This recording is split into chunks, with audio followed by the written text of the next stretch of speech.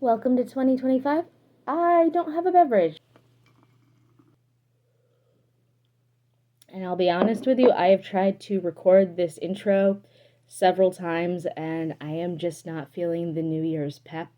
There's a lot of things that are carrying over into this year that I need to take care of. And I think the best thing right now is just to focus on what I have control of and what I can do. So, gonna clean the kitchen today, gonna clean the living room today. Hopefully that'll make me feel a little better at least, because those are two things I can do. I also want to get back on track with the meal prepping because there were a lot of fun foods at the end of the year, which there's nothing wrong with. But I'm just like, when you overindulge in the fun things and you're like, I just don't feel great. I think that's what happened. I just want to get back on track, so I ordered HelloFresh for this week. Not sponsored by them at all. It's just I find when I need to get back on track, that helps. Fun thing to show you, since it's a new year. I got a new apron. If you want that design, go on TeeFury. Look up Kawaiju. That's the name of the print. That way you can support the artist because they get a kickback. And you can get it as a shirt, you can get it on a mug, you can get it in several different options. I'm going to do that manga review, I promise. I actually read 4 series and 2 Junji Ito collections to completion last year, so I want to talk about those.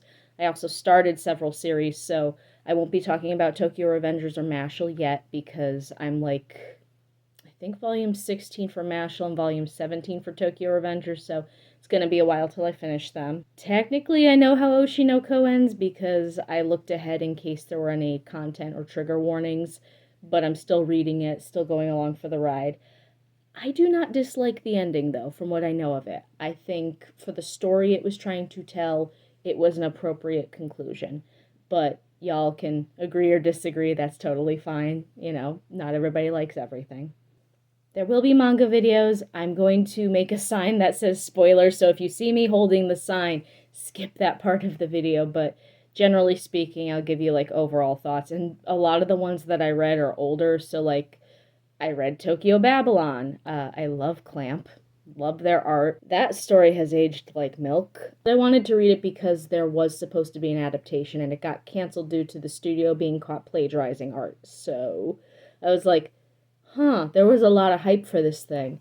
And then it just poofed because of that. So I was like, well, why don't I read the original and see what the hype was about? I think if I read this as a teenager, I would have very different feelings about it, but I read it as an adult. Now, this could even be a cultural thing because the main character is 15 or 16 years old, and his love interest is in his 20s, and I don't know if this is just a manga trope of the time.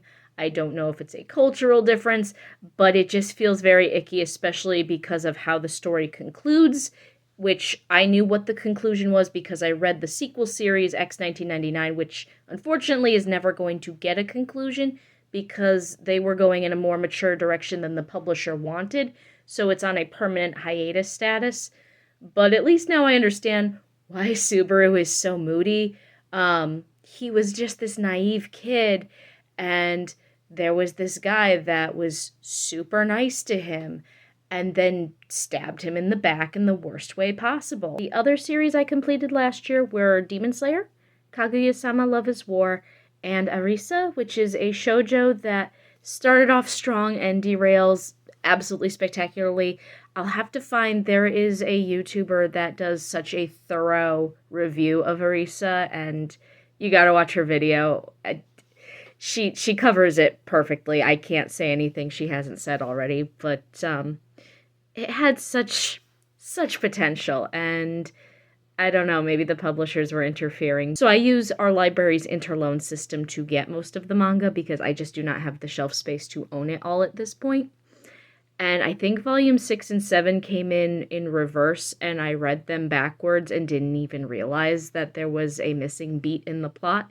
That's how convoluted it gets at one point.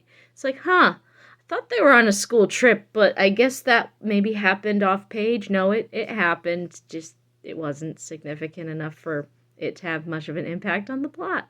And we'll talk about Junji Ito and why it is a terrible idea to read him before bed, because cosmic horror is not something that lulls you to sleep at all. And we'll get back on track with meal prepping. I'll have a video on Friday for corn chowder. We'll see you later.